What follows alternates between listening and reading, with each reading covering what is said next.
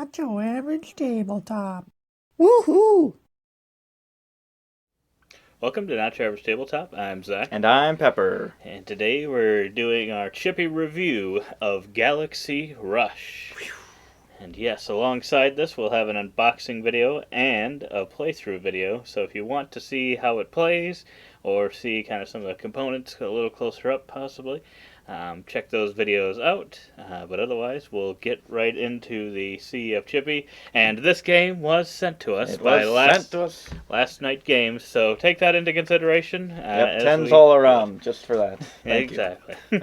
But yes, we'll get right into core mechanics.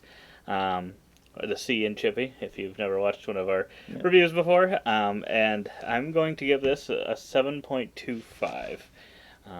So yeah, this game has got several cool things kind of all combined into one. One small compact package. It's got some drafting, which I'd say is sort of interesting, but I'm wondering if you could use it kind of maybe like expand it out a little bit possibly, is what I was thinking. But it is just a two-player game, so I think it is the way it is because of that. But it's got some drafting. And then one of the things I really like is the camel up like sort of end game goal things that you choose at the end of each round. You have to choose. You start with 3 of these, and then you choose whether you think you're going to be the one that meets that or your opponent. And then you'll place that face down.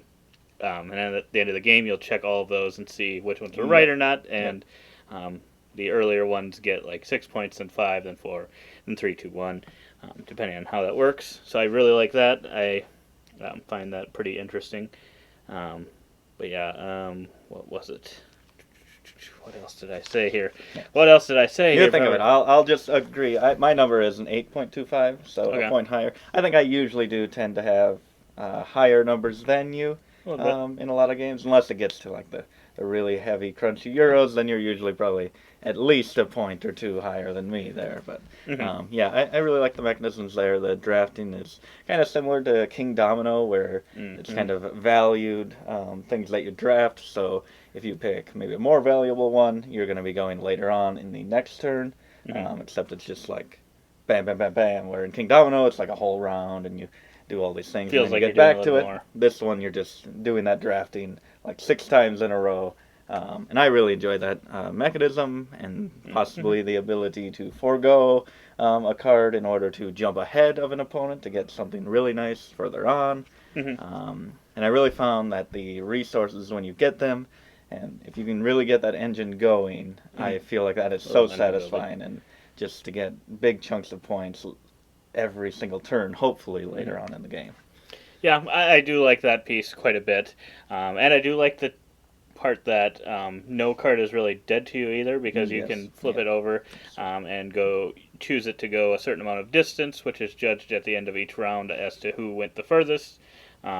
Will get an extra bonus points, and then at the end of the game, it's also for every 10 that you've gone, you get an additional point. So I do like that they have that, so if there's a card that you don't really want, you can still take it and make use of it. Yeah, it's a really good chunk of points, too, at the end, because I think it's like 5, 6, 7, and 9 points, and that's either going to you or your opponent, or if you tie, is that just no one, then? I think so. Okay, but, I mean, if it's a tie, then it's whoever's on the bottom. So so the points are going to be rewarded, so it's almost double what the value actually is, so it's a massive chunk of points. So so it is something to be invested in. But I guess to me, you had mentioned the accelerating thing, which is what allows you to go in front of opponents. I do like that you have the ability to do that potentially, to get a card if you really needed it to do a set. But outside of that, I felt like this is probably the one ding I have against it. That brings it down a bit, is I felt like that didn't feel. It was for rare. Giving up a card really feels bad in the game, because I think you were mainly the one that used the accelerating. I don't remember if I used it or not. And even the games were really close at the end, like all games, and I wonder if missing that card is what affected you or not. Yeah, I think it's a very rare time when you should only do it when you really have to do it. If it's the last round and you really need a card, and that card is going to Make a score set. you in multiple different ways in a set, and maybe an end game goal as well, and it's the only one out there. That's when you have to use that. Probably not the best to be just using it maybe once or twice every round, because there's so very few cards you get. That, and like you said, each one is useful in its own way, that you're really going to be missing out. So, but I don't mind that. I feel like that should be a rare case type of thing. I just like that you do have that ability in those situations where you are willing to sacrifice something.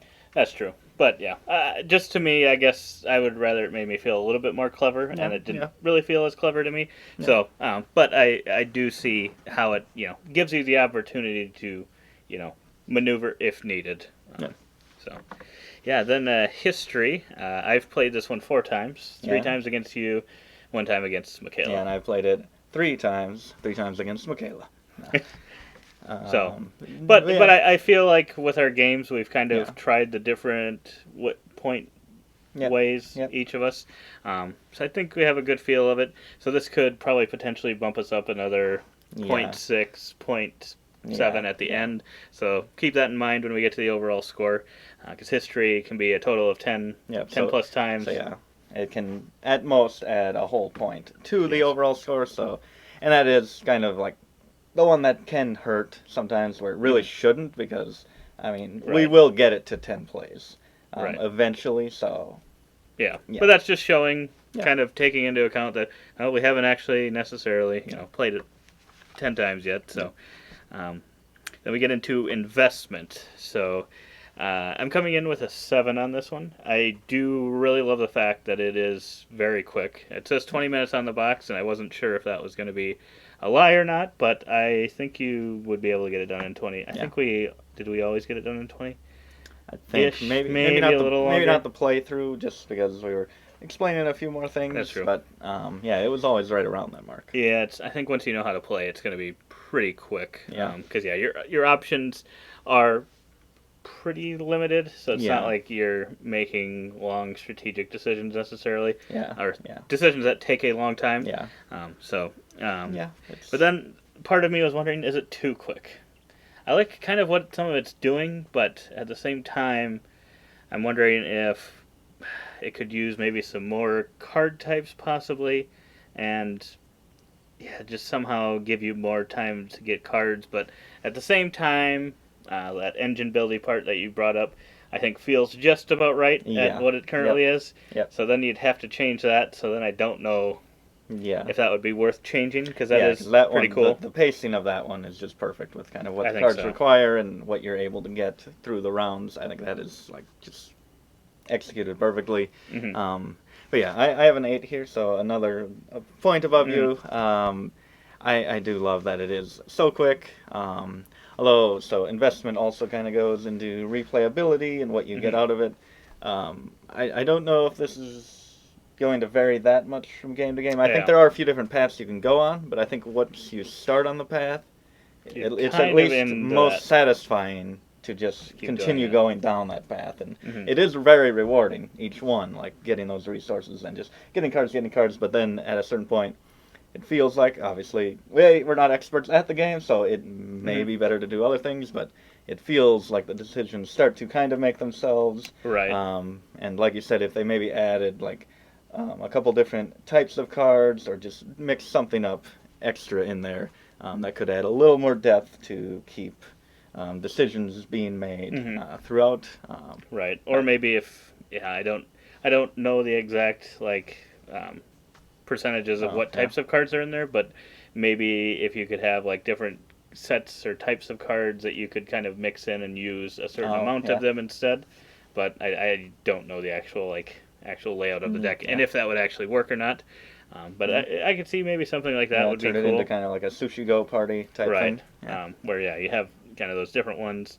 But and along with kind of that, depending on your strategy, kind of that final round could either be very beneficial for you or not. Yeah, potentially, because probably like half the cards don't get used. Yeah. And depending on what comes out, they can be very, very helpful for one player and not very helpful for the other, potentially. Yeah, because you need, so like I said, if you got those resources, the way to buy those cards is to pick up one of those resource cards. That gives you the option to purchase. So if none of those come out in the last round, and that's what you've built the whole time, or very few of them, yeah, then you're going to have to pretty much just try to get some points elsewhere, which you haven't been working on, or trying to complete a set, which sometimes those sets take quite a few cards, and it's going to be really hard to do that. And even if they do come out, if they come out in like the same spots, so you're not able to take both cards from a section, from a column, then it's, because I know I played it there and then got into that final round, and there were a couple slots that didn't have any resources, and then they were stacked up on another one, and I'm like, oh, that's... If they could have just come out. They did come out, but if they had just split up a little more, I could have been so much more efficient. Yeah. So, yeah, that is one little nitpick probably for me as well. Yeah. But otherwise, yeah, it's still 7 for me because it's short enough that really, at the end of the day, doesn't matter to me that much. It's just, I think that would probably give it a little bit more for me, replayability-wise. Yeah. Yep. Then we get into presentation. Yes.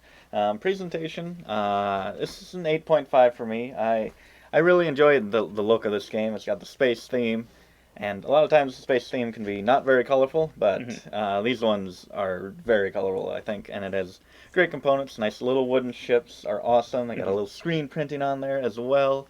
The cards are good quality, and the artwork on all the cards is very clear, and the iconography is very clear. And I really love the kind of the orders that you're fulfilling.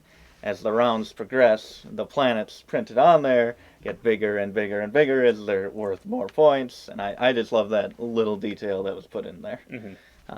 So yeah, art and components, I thought they were great for such a small package as well. I feel like that bumps it a little bit when it's just so solid, and it's such a just tiny, compact game. That probably bumps it a point as well if they can combine those two things. I guess, can you guess what I'm coming in with? Probably 1 point less at a 7.5. I'm coming in with a 7.5, and I'm thinking pretty much all the same things you said. The cards are great. I really like the layout of the cards. It makes it very easy to see what the distance is going to be traveled if you choose to do that instead and flip it over. I like that they have that laid out well, and then kind of the types of cards are laid out. And I think, another thing that I really like is those planets growing as the game goes on. It's just a cool little thing added on there. Yeah. On to preference. So, like, just how willing are we to pull this off the shelf and get it played? I gave this an 8.25, and I think this, like you said, it's just such a quick game, and it does have just a few really clever things put in there, and the pacing is really nice. I feel like this could be maybe one of those go-to games where it's just like, we got like 20 minutes. It is pretty honest there with that timeline. I feel like this one's not going to be hard to get off the shelf.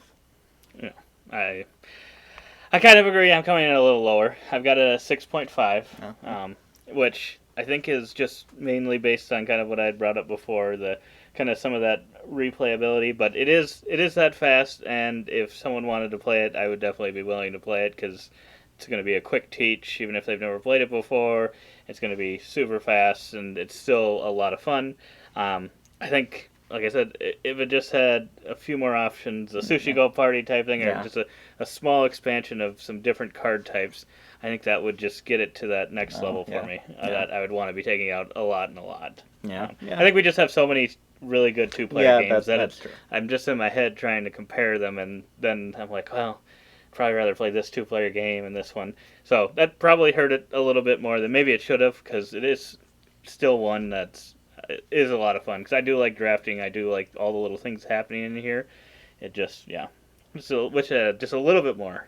Yeah, I guess, and did we mention the kind of, the prediction cards for investment?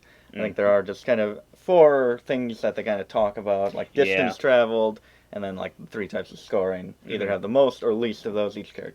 Each person has 8. They're all the same, and 2 of them within each of those is kind of talking about just either the most or least of this thing. Right. I don't know what they would be, but I would like a little more variability in those, because often we do kind of end up with pretty much the same kind of predictions, and we usually end up washing on those points as well.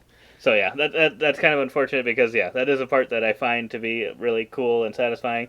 And yeah, like you said, it just seems pretty limited, and that's why I think if you brought in more cards, you could always also bring in more for this as well. Yep. So, and then our last I will be It Factor, and this one's coming in at a 2.5. Just a quick space game. I wouldn't say there's anything that really to me like makes it just totally stand out above all other games or whatever. Yeah. So yeah, it's. I think I give most of the average ones that don't have like a major hook or something for me. Yeah, I put it at about a 2.5. Yeah, I don't know if you really have anything, maybe 1 or 2 over a 5. Really. So I have it a little higher. I'm a bit more kind of just up and down with these. If there's anything unique, I usually bump it to like at least a 5. So I have this at a 6.5. I just really do, like you said, kind of those bidding things, even though I do wish there was a little more, those predictions. I do like that mechanism, and that is something that's not in a lot of games, as well as kind of the valued drafting and determining of turn order. I really like that as well. So I think that bumped it up just to have something fresh in there. Yeah, I would agree with that. That's a fair statement. But then for me, it's coming in at an overall 6.18 with, if we play it 6 more times, it's going to put it up at about a 6.75. So, I mean, that's right there with a lot of my average games. My average is right around a 7, it seems like. So, it's right there with a lot of them. Yeah, I have a 7.23, and with those extra plays, I'd bring it up to like a 7.5 to an 8, and I think that's probably as well probably of the about average, your average. average of my games. So, yeah, I think it's just a really nice, if you're looking for a 2-player game. With a space if theme. you like space theme, It's a quick one. A lot of space games are long. Yeah. So if you want a really fast space-themed game, especially at 2 players, pretty this approachable. Is the one for you. Yeah, it is definitely approachable. I think you could probably teach this to most people. So, but otherwise, check out our other videos on this, and as always, don't forget to keep on nibbling on our content.